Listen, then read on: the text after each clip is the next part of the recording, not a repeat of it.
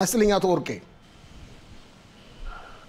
ራስልኝ አቶ ፋሲል እንዲሁም አድማጭ ተመልካቾቻችን እንደምን ዋላችሁ? ሰላም ናችሁ? ሰላም ነን ምን ጊዜም ያንተን ትንተና በጉጉት ነው የምንጠብቀው። አቶ ወርቄ የእስራኤል መከላከያ ከታገሰ በኋላ ብዙሃን የሆኑትን ታጋቾቻችን ካስመለሰ በኋላ እንደገና በአዛ ላይ ዘምቷል። ያሁኑ ዘመቻ በጣም ከባድ ይሆናል ተብሎ ይጠበቃል። አዎ እንግዲህ ለ42 ቀን የጊዜያዊ ተኩስ አቁም ስምምነት ተደርጎ 33 ዜጎቻችንና 5 የታይላንድ ዜጎች ተመልሰዋል። ከዛ በኋላ ለሁለተኛ ድርድር መንግስት እንዲሁም የአሜሪካ ፕሬዚዳንት የተለያዩ የአሜሪካ ፕሬዚዳንት መልእክተኛ የሆኑት የተለያዩ ሀሳቦችን በማቅረብ ሁለተኛው ድርድር እንዲጀመር ከፍተኛ ጥረት ተደርጓል። ሐማስ ግን እንግዲህ ጌታን የተማመነች በግ ላቷን ደጅ ታሳድራለች እንደሚባለው ሁሉ ሐማስ ማንን እንደተማመነ ባናውቅም ሊቀጥል አልፈለገም። በዚህ ምክንያት አየር ኃይላችን መንግስታችን በሰጠው መመሪያና ሻባክ በሰጠው መረጃ መሰረት ሳይታሰብ በድንገት የሐማስን ተቋምና ወታደሩን እንበለው አሸባሪዎችን ሲቀጠቅጣቸው ሰንብቷል። እንግዲህ ሐማስም ድረሱልኝ ይላል። ማን እንደሚደርስለትም እስካሁን ያወቅነው ነገር የለም። ኢራንም ለራሷ ውጥረት ውስጥ ገብታለች። እንግዲህ በዚህ ምክንያት ሐውቲም ሲዝት እንደሰነበተ ይታወቃል። የዛተውንም ወደ ተግባር ቀይሮ ሮኬቶችን እየወረወረ ነው። ያው እንግዲህ ሐውቲም የቀድሞ የክኔሴት አባል አፈ ጉባኤ አቶ ሽለሞ የዝንብ ወተት እያመጣናቸዋል። አሁን ደግሞ የእሳት ራት ብለናቸዋል። ምን ብላቸዋል አንተ አቶ ወርቄ? እኛ ደግሞ የእሳት ራት ብለናቸዋል። የእሳት ራት ብላቸዋል። እስቲ ቆይ ወደ አዛ እንመለስና አዛ እኮ ሐማስ የሚለው እኔ ችግር የለም ታጋቾቹን በሙሉ ለቃለሁኝ፣ ግን እስራኤል ጦርነቱን አቁማ ወደ ኋላ ተፈክፍክ ለቃት ውጣ ነው አዛ የሚለው። ምን ችግር አለው እዚህ ላይ? እንግዲህ በእርግጥ ከባድ ነው። እነዚህ የታገቱ ወገኖቻችን ለእስራኤል መንግስት ለእስራኤል መከላከያ ራስ ምታቱ ነው እየቀጠሉ። ምክንያቱም ለእነሱ ሲባል ያልተደረገ ጥረት የለም። ግን ሐማስ ደግሞ እነሱንን ደጀን በማድረግ እነሱን እንደመያዙ ይዞ እንደፈለኩ ሆናለሁ የሚልበት ምክንያት ላይ ደርሷል። የመከላከያችንም መንግስታችንም በትዕግስት ብዙ ነገሮችን ብሏል። እሱ ግን የያዘውን ስለያዘ ምክንያቱም የእስራኤል ሕዝብ የእስራኤል መንግስት እንኳን ለዜጎቹ ራሱ የላከውን የ4 ዓመት ህፃን እንኳን አብልተው አጥተው አይዞ ብለው የመለሱ መሆናቸውን ሩሩ መሆናቸውን ስለሚያውቅ እነዚህ ወገኖችን ከያዝኩኝ መንግስት የእስራኤል መከላከያ ሚኒስትር ምንም ሊያመጣ አይችልም በማለት እስካሁን ድረስ ለድርድሩም ለሰላሙም ተቃራኒ እየሰጠ ነው ያለ።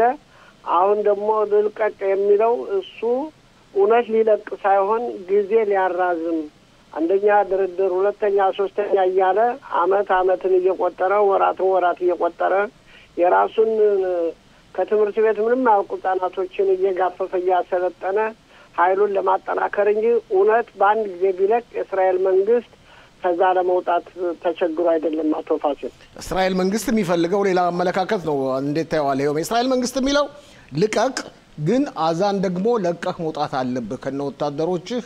ሌላው ቢቀር ባንገልህም ነጭ ባንዲራ ካውለበለብክ ለቀህ እንድትወጣ መንገድን ከፍትልሃለን፣ አለበለዚያ ግን ጦርነቱ ይቀጥላል ነው የሚለው የእስራኤል መንግስት።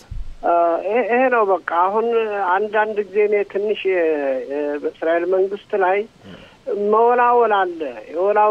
በእውነት ለመናገር አይደለም እንዴት ነው ጠላትክን የእኛን ልጆች የእኛን እህቶች ደፍሮ በታሩን ጠብሶ እሱ እየተቀለበ የፈለገውን እያደረገ እንደዚህ መብራት ቢቆረጥ ውሃ ቢቆረጥ በርግጥ አንዳንዴ የኛ ሩሩ መሆን የኛ ታጋሽ መሆንም ዋጋ እያስከፈለን ነው በልጆቻችን ላይ በእውነት ለመናገር አይደለም ዋጋ እያስከፈለን ነው እሱ ጨካኝ ነው አረመኔ ነው አይተናል እኮ ህዝቡ ይቅርታ ህዝቡ ሰላማዊ ነው ይባላል አይተናል እኮ ሲለቀቁ ልጆቻችን አይናቸው ሊያወጧቸው በስድብ ሲያደርጉ የነበር እኮ አሸባሪው እነሱ ያስጠጉት ህዝብ እኮ ነው እንደዛ ሲያሰቃያቸው የነበርና ማን ነው አዛው ውስጥ እንዴት ያለ ሰላማዊ ሰው ነው ያለ በእውነት ለመናገር ከሆነ ተወጥረው ተይዘው እንጂ ባንድ ቀን ሊያጠፉን እኮ የተዘጋጁ ካሸባሪው ወታደር ይልቅ ህዝቡ ነው እኮ ሊያጠፋ በክራንች እኮ ገብቶ በነጠላ ጫማ ገብቶ እኮ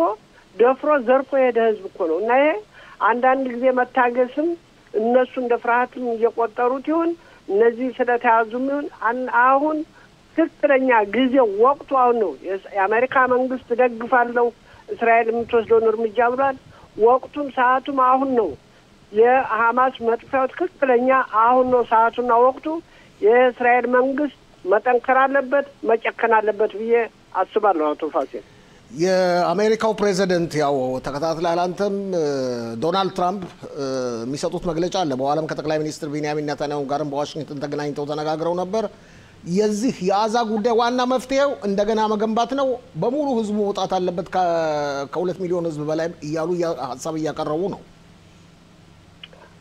ይሄ እንግዲህ ፖለቲከኛ የተናገረው ሁሉ ሐሳብ ይፈጸማል ማለት ትንሽ ይከብዳል ፖለቲከኛ በሞቀው እንደ ዘፋይ ማለት ነው ምክንያቱም ትራምፕ የተናገሩትም አሁን ትንሽ እየተለሳለሱ ነው የአሜሪካን ጥቅምም እያስከበሩ ነው የሚሄዱ እሳቸው ግን ለእስራኤል የሰጡት መብት አሁን ጊዜው አሁን ስለሆነ እሳቸው እንዳሉት ያው እንግዲህ ያ በኋላ የሚሆን ነገር ሊሆን ይችላል እኛ አሁን ትልቁ ትግል በሐማስ ላይ ትልቅ ተጽዕኖ ተደርጎ የታገቱት ወገኖቻችን በህይወት ያሉትንም በህይወት የሌሉትንም በአስቸኳይ የእስራኤል መንግስት ጨከን አድርጎ ወገቡን ታጥቆ አሁን ነው ማስመለስ ያለበት ትራምፕ የሚሉት ያው ከሆነ ሰየ እኔ ምክንያቱም እኔ ያለ ህዝብ አውጦ የት እንደሚጣል ባይታወቅም እንዲያው አሁን የሚያስፈልገው ሐማስን ቀጥቅጦ ድራሹን ማጥፋት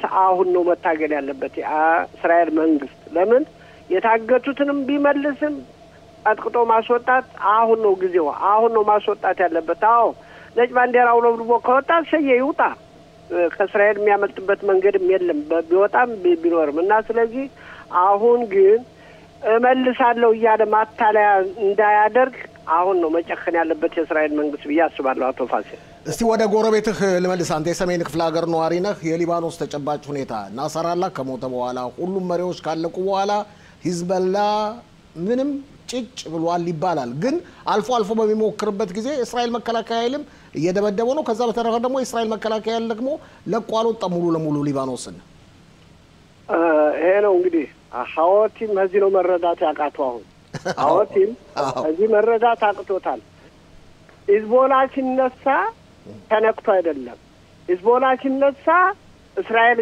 ገጥማል ብሎ አይደለም ሂዝቦላ ሲነሳ ለሐማስ ረዳት ሐማስ ተነካ ወንድሜ ተነካ ብሎ ነው የተነሳው ሐማስን ሊያድን ቀርጦ ራሱም የሚድንበት አይደለም ለመሞትም ቀን ረዝሞበታል ለመሞት ለመኖር ሳይሆን ለመሞት ቀን ረዝሞበታል አሁን ሂዝቦላ በእርግጥ እንኳን ኳልቶም ግን ጀግናው አየር ኃይላችን በመረጃ እየተደገፈ እየሄደ ባለበት ቦታ ድንባጡን እያጠፋው ነው እንግዲህ አናይም ዛሬ ለምን አልወረወረም ለምን ነው ታዲያ ለሐማስ አይደለም ቆሞ ለሂዝቦላ ለሐማስ ነው ቆሞ ነበር ለምን አሁን አይወረወረም መግለጫ ቆጥቷል አቶ ወርቄ መግለጫ አውጥቶ የዓለም ህብረተሰብ ያድናቸው ፍልስጤማውያን ብሎ ተማጽኗል አዎ እሱ አቅማጣ መጀመሪያ እኮ እኔ ያለው ብሎ ተነስቶ ነበር አሁን እኮ አቅምም የለኝ ጉልበትም የለኝ እኔም ተመትቻለሁ እሱን ጨርሰው ወደ እኔ እንዳይመጡ ባካችሁ እነሱን ተሎ አድኗቸው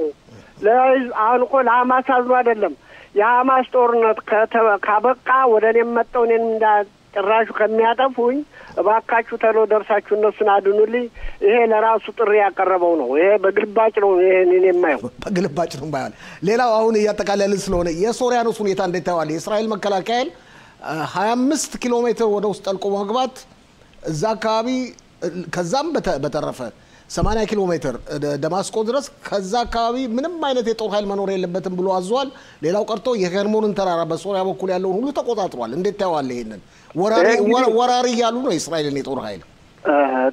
ይሄ እንግዲህ ጎረቤትህ ሰላም ከሌለ አንተም ሰላም የለህም ነው ትልቁ ነገር።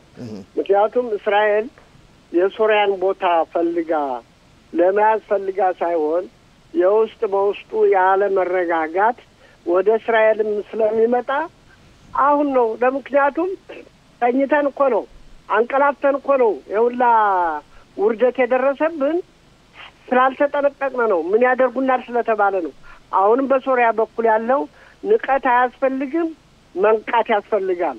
መዛል አያስፈልግም፣ መበርታት ያስፈልጋል።